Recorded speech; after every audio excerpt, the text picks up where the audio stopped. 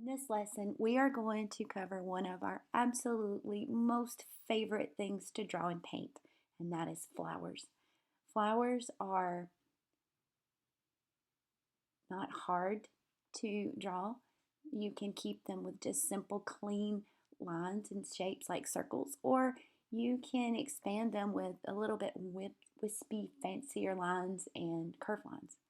We love making flowers because you can keep them the simple way like we did when we were little kiddos, or you can advance them a bit and go whimsical or even more realistic with just little touches of wispy lines. So we're going to start with just three basic centers that we like to use in flowers. You can take these centers and then the combination of the three petals that we're going to show you, and you can completely make hundreds of flowers just with these three centers and three petals shapes.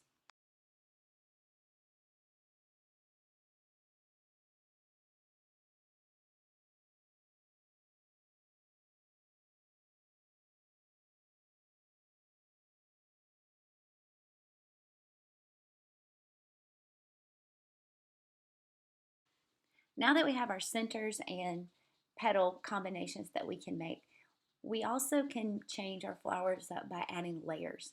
And that would be similar to a brick pattern where you alternate every other petal or go in between the two petals with another shape or another petal. And you can do that between 2, 3, 4, 5 layers deep of flowers, and that's going to increase the size of your the flower head that you have. Is going to change the type of flower it is.